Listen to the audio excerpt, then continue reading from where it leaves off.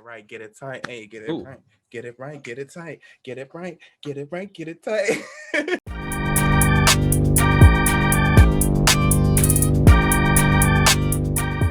What's up, everybody? I'm YoYo-Iziah.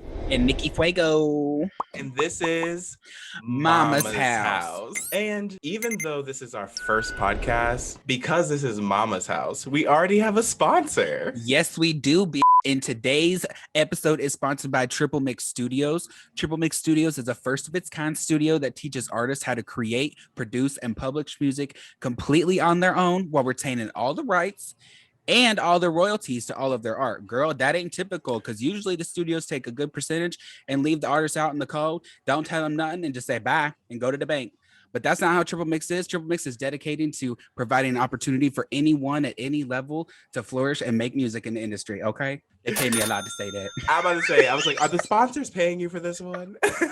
Stay tuned throughout the episode because we will be playing some snippets of things that we've already put out through Triple Mix Studios. Yep. And where can they stream Nikki Fuego? They can stream it on every major platform, every non-major platform, every platform that's got music, that don't have music, every platform, girl. We even on TikTok. We even on YouTube. We even on Amazon Music. We even on Deezer. What's Deezer? I don't know, but we're on it. Deezer is. Okay, so we gonna move on. All right, Thank you, Triple Mix, for sponsoring the first episode. And let's get it. Make it rain. Make it rain.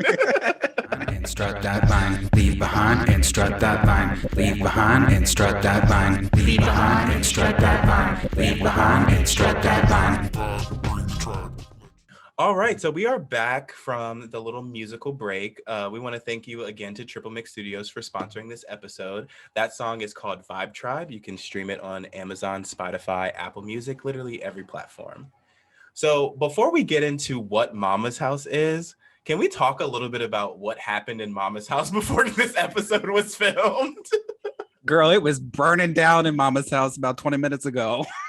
You should have saw Nikki before. I literally looked like I was having a stroke coming in here. Every time I looked at Nikki, I wanted to ask her, "Are you okay?" It looked like this. I was like. So at least for me, I'm not completing the entire fantasy that I wanted to give today because my hands are not blue. Yeah, I am literally wearing half of my outfit because there's just a little bit of issues and it's really difficult to get in all padding and stuff solo. And I spent an hour and a half on my first round of makeup and I was trying to do this whole gesture thing, but me and eyeliner don't get along. She always wins. And so I had to wipe it off and start over. So it's been a little bit of a struggle, but we're here and we are here and we both look good. Yeah, we contrast in this red and blue. Okay. Day and night. America. Fire, we're just missing the white, girl. And we got the America right here. Are we though? It's like I'm like. All right. So let's talk about what's Mama's House. Yeah, let's talk about why we're here. What are we doing here? What's the point? What is the point? Well, I've always wanted to be a part of a house in drag culture. So for those of you who don't understand what a drag house is, typically it's a house where there is a mama who's kind of like over the house. She's usually the most experienced or the most seasoned or usually has the most of something in that her genre or style, if you will. And then she usually recruits other queens that she sees that has similar talent, similar style, and then they usually embark her last name. So if I had a traditional House of Fuego, everybody that I introduced into the house would become Emmy Fuego, Debbie Fuego, Karen Fuego, so on and so forth. Yes, but Debbie and Karen Fuego. I know, right? So I've always wanted to be a part of house, but I want to keep my own identity. You know what I mean? I don't want to change my last name. I worked hard to get that Fuego last name. Okay. It's pretty meaningful for me. And I think a lot of queens would say the same thing. And so I think I wanted to create something, a community to where everybody could come as who they are and keep their name of whatever they want, but still also learn the same things they would learn from a traditional house, how to sew, how to create, how to sing, how to do all those things, how to sew. I know, girl. Yeah. I'm going to say right there is one of the things about houses. Yep. So when you're in a house, especially like a drag house or a Vogue house, any of those things, you get to learn from people who are already doing great at what they do. So everybody has a strength, everybody has a talent, everybody is great. Like some people may be really good at lip syncing, but maybe horrible at makeup. Somebody may be good at styling wigs and is horrible at sewing, and vice versa.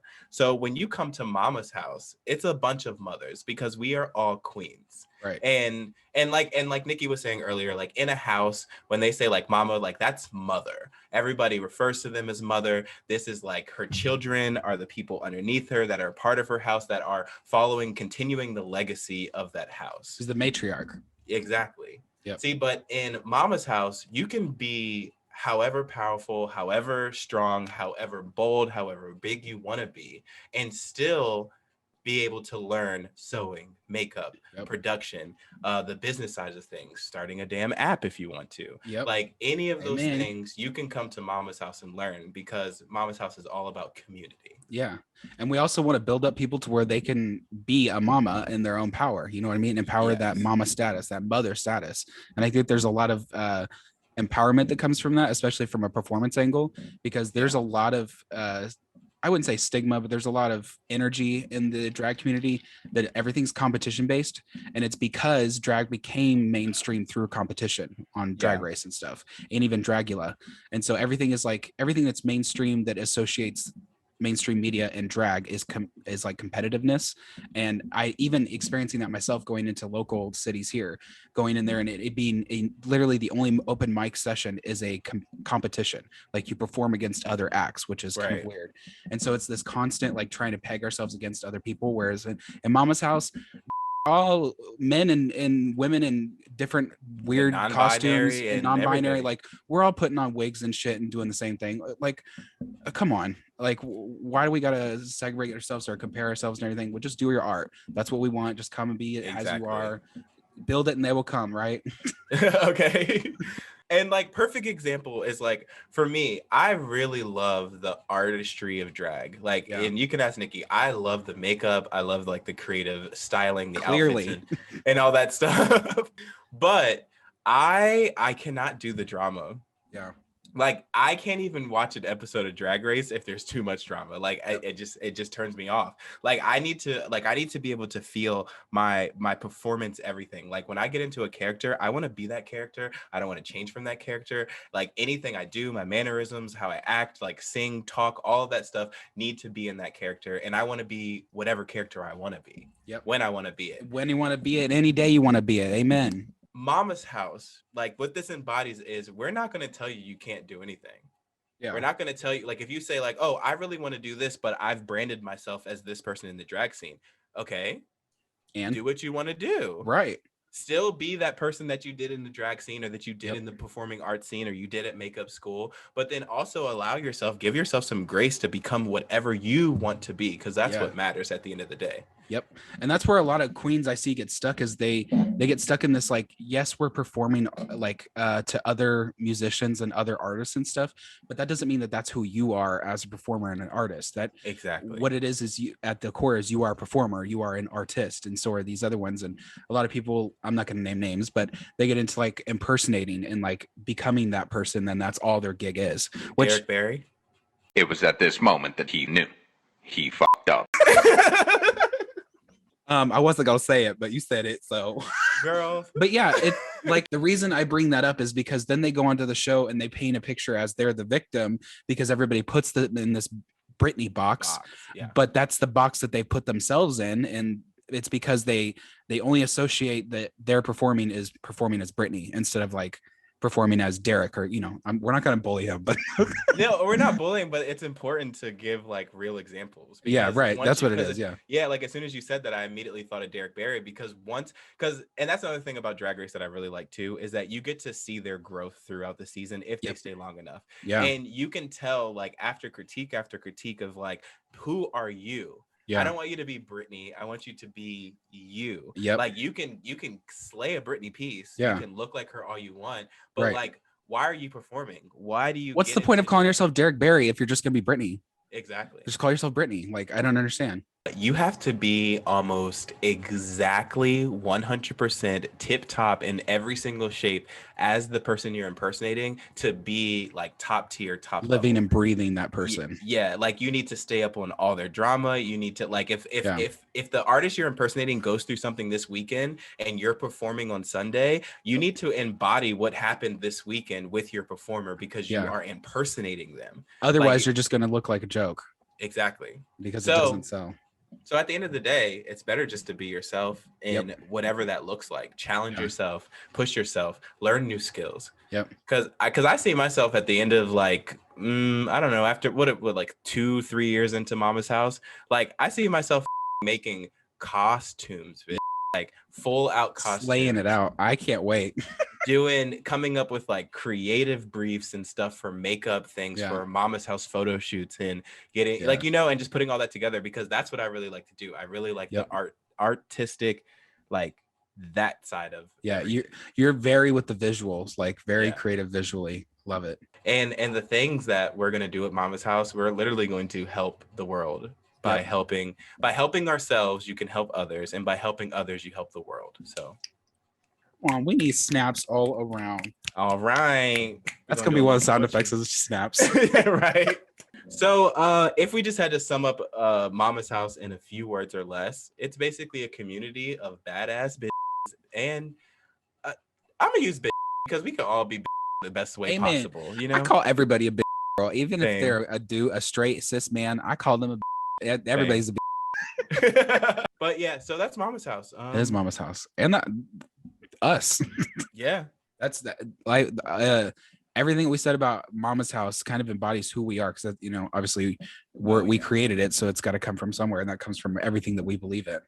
And that's what I want to see too, is I want to see in everybody creating and having the belief in themselves that they can do it. Because for me, a lot of times it was not believing that I could, because it was one of those, even releasing music was one of those things that seemed so obtainable or unobtainable, because it was like that I was putting myself on the same pedestal as like Britney Spears, for example, and Beyonce and all those. And I'm like, I cannot make music like them. And it's not music like them. It's music for me. It's my music. It's what I want. It's what I want to put out there, what I'm writing.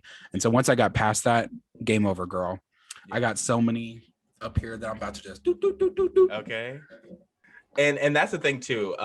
Verbiage, how you say things too. It's not that you can't. It's that you don't need to make music like Britney and like Beyonce. Yeah, right. Because then you're just impersonating somebody else's style. We can always learn. That's the different thing. We can learn from others. You can aspire to be as great or greater than people that you look up to and that influence you. But at the end of the day, it's really who you are as a person that's going to make all the difference. Yeah. It's like there was I can't remember who the judge was, or not judge, but there was a special celebrity on the last episode of Drag Race. And she basically talked about, she was giving advice on how to embody yourself, but also act or take on somebody else. Like, cause they were doing some like celebrity performance impersonating bullshit. It was the Super Bowl reenactments. And she was like, take something that they do, like for example, Diana Ross had like these, gestures that she did a lot, and so do that, but then also flood it with yourself, and so it gives a nice mix of your personality. But then they're also knowledgeable in recognizing that you're impersonating somebody because of how consistent you are with that. And she's like, but don't take that and just do that, because then you lose yourself completely. And she says you apply that to every acting scenario, every interview, anything you're presenting yourself in, which was like kind of a little light bulb for me, because I always like have struggle outside of the wig and makeup to embody that motherhood or that mother. And so mother. And so having that, being able to differentiate that and dissociate that outside of drag has been really empowering too. Yeah, and we need to bring that, and everybody especially in our LGBT community, like there's too much like internalized homophobia, internalized hatred, like everything internalized that we just need to get out. Yeah. And nobody's processing it. Yeah, that's one of my, I'll tell you guys my biggest goal for Mama's House. And it's nothing like, I don't want to say tangible. Like, it's not something that I can just grab. Like, it's not a makeup brush. I can't just throw it on my face and it's done. But it's really being able to express myself 100% the way I feel at any given moment every single day of my life. Like, I don't want to walk into a store and then like, because I'm usually like really smiley and I'm happy, like that's just my personality. Yeah. But like if I'm in a mood, I want you guys to know that, but I want you guys to know that through my art. Yeah. And like through my expression. Yeah. So like if you see me with some like smoked out thing and Don't I come knocking. in, you're gonna be like, oh yeah, that bad. Yeah.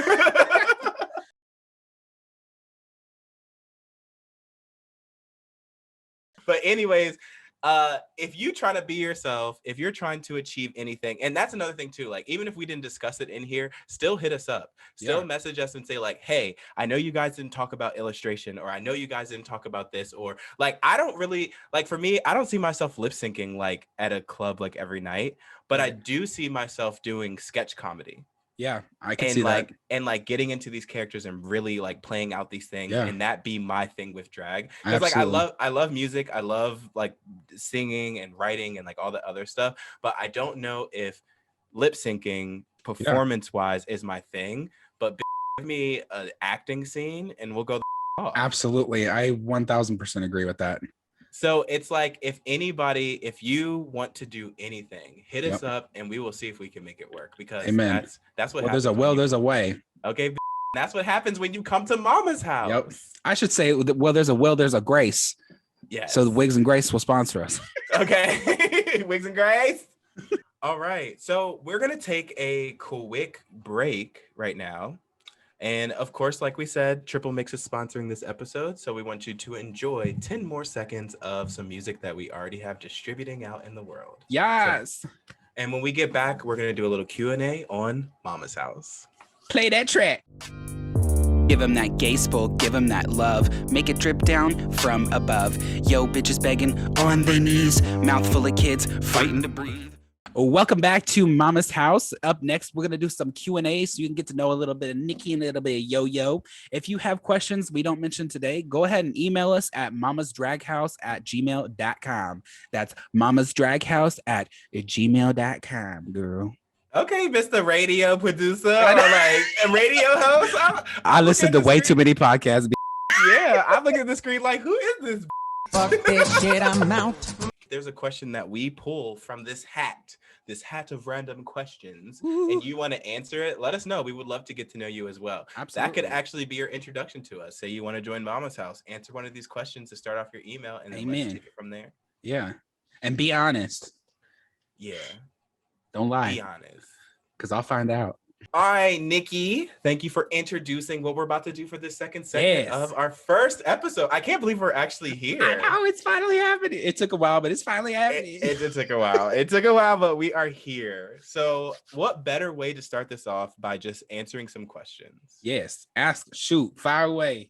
All right. So if you're listening from your car, your iPod, on a walk, walking the dog, I don't know why I don't know what you're doing, but however you're listening to the podcast, we're going to give you a little bit of ASMR as I pick the first question. Our favorite part. Ready? Oh, yes. It sounds so good. Not with all that bass, though. All right. So our first question. Uh-oh. Wait, who's the question for? Is it for, we're both answering? We both answer. Oh, this is a fun one to start off with. Uh-oh. Okay, so the question is, do you believe in aliens? Oh, hell. We're going to start off with the controversy. How long we got? Listen. I'm going to make y'all spiral real quick. I heard a fact that Earth only takes...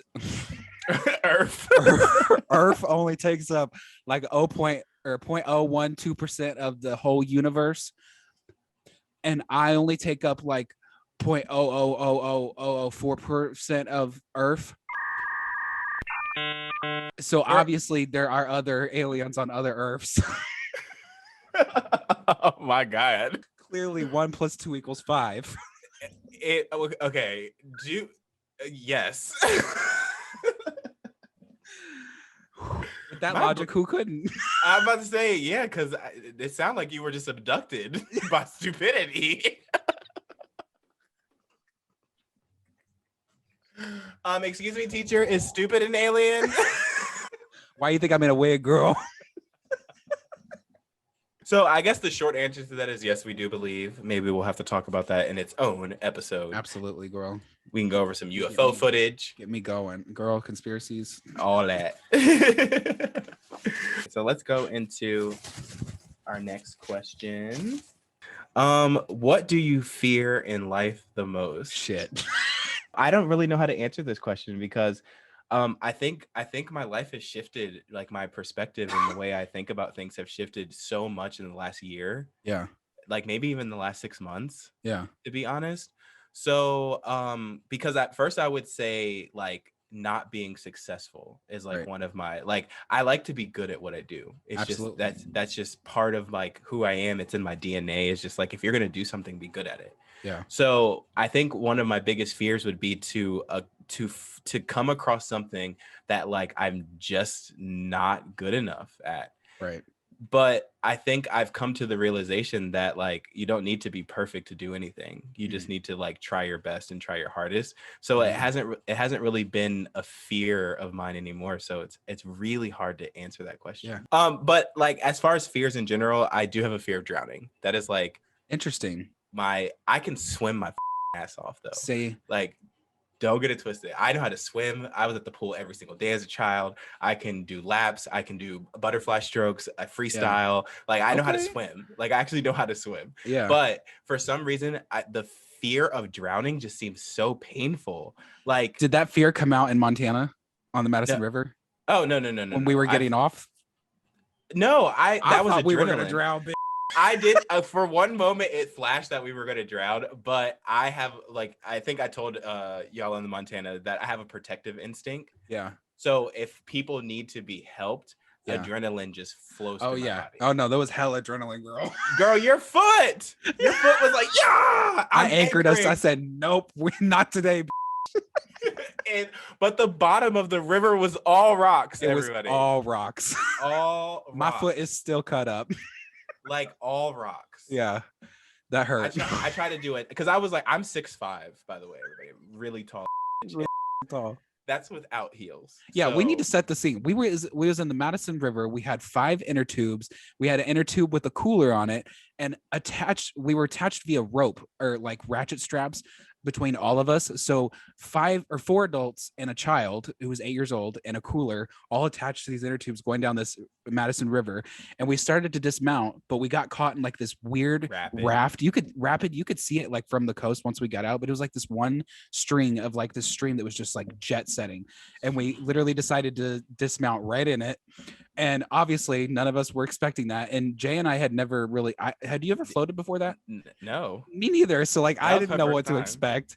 And the water was really like only like what, 2 feet deep, maybe. Yeah, it was not high at all. Yeah, but the water was going so fast. The water was going fast, and the rocks. Okay, so the whole floor bed was rocks, and the rocks were extremely slippery. Yeah, very slippery. Like as soon as you stepped on it was like they were lubed. Like you literally just slipped right on past it. And literally, we were looking at Hillary and Doug to lead us out because they do this all the time. And I looked up and I saw Hillary go under, and I was like, flipped. I was like, oh hell no. And then I looked behind and Doug flipped, and I was like, oh hell, we going down. And I couldn't see Callum anywhere because he's like tiny, and he was already walking like by the time we got there next to his tube. And then the cooler was going left and right, and I literally had no idea where you were. Like this 6'5" man I couldn't find in the water.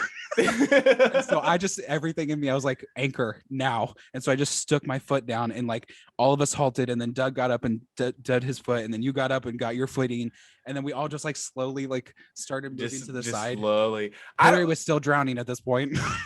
I know when Hillary flipped, that was my first instinct, was to grab her, and I like pulled her up, and like I had to put her through the underneath side of the inner tube so that she could like hold on. And she had just had a procedure on her hip a few months ago, so like I was worried that she wasn't going to get back up. Right. And that was like it was a lot. And it was and it's the juxtaposition of it all that really like threw me off, because it was the most peaceful 2.5 hours ever. Like literally just floating along the river, mountain views. Like it was a nice temperature. The sun was like beaming. There wasn't a lot of insects. Like it was just drinks, everything, just floating, having a great time. And then it was like, okay, we're done floating. Wrath. 5 minutes of hell. And then we're getting out dripping in blood. Yeah, like it was yeah. I have a huge gash. I took a picture of it because I knew we were gonna do a story time at some point. So I took a picture of my gash on my legs. And I remember you looking down and you were like, uh-oh. Yeah, I was like, uh-oh. I was like, oh, we good. All right. These are good. I like these questions. These are. All right, let's pull our next one. Who was your very first crush? Oof, Gerard Butler. Gerard Butler, really? Gerard Butler was one of the first guys that I was like, because again, I grew up closeted. I've only been out for like 3.5 years now. So every time I had a crush, I always had to suppress it. But this was the first one that I was like, I didn't care if anybody would find out.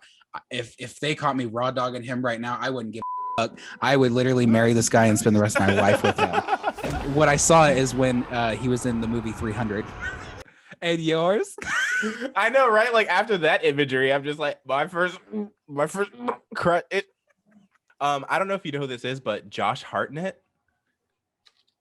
One of my favorite movies growing up was The Faculty. And in The Faculty, there was like the one guy, he has like deep set brows. I really like this look. Why does he look like a bad boy type? Yeah, and I don't know. I kind of like that. I had a thing for bad boys hating every day, making sad choice. Hey, let's go. But yeah, so I would say that was my first like celebrity crush. Man, you really, okay, you got to type. Do I? You got to type. Oh yeah. You got to type. I love it.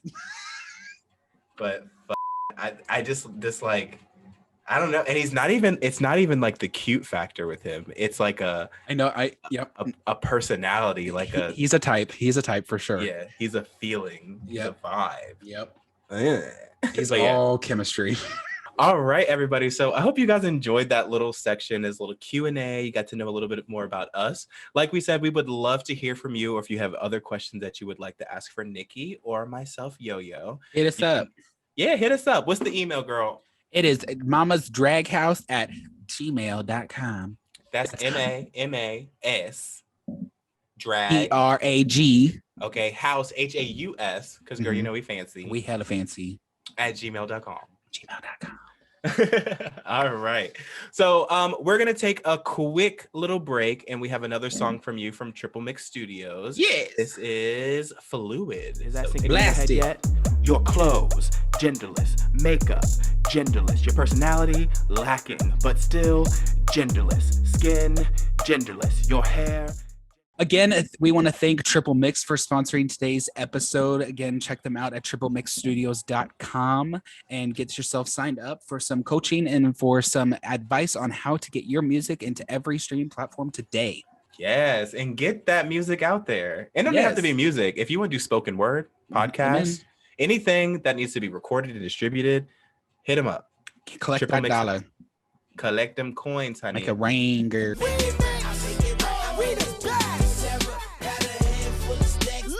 All right, so once again, I hope you guys enjoyed those little snippets. So you heard Vibe Tribe, you've heard Monarch, and you've heard a little bit of Fluid is the Revolution.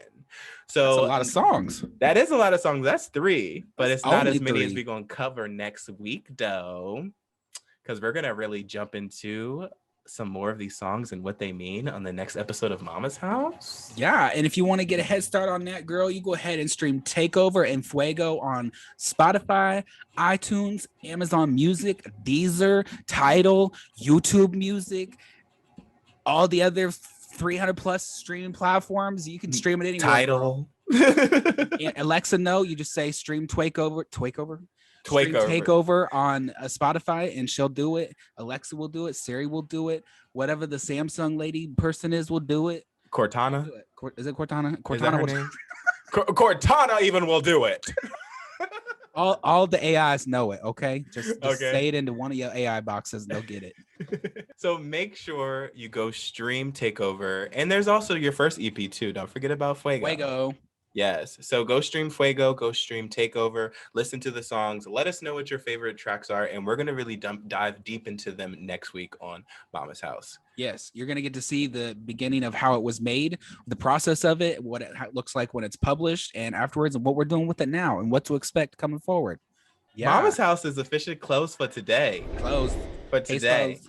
So once That's again, fine. everybody, I am Yo-Yo, your favorite ho-ho. And I am that Nikki Fuego. And this has been Mama's House. Yes.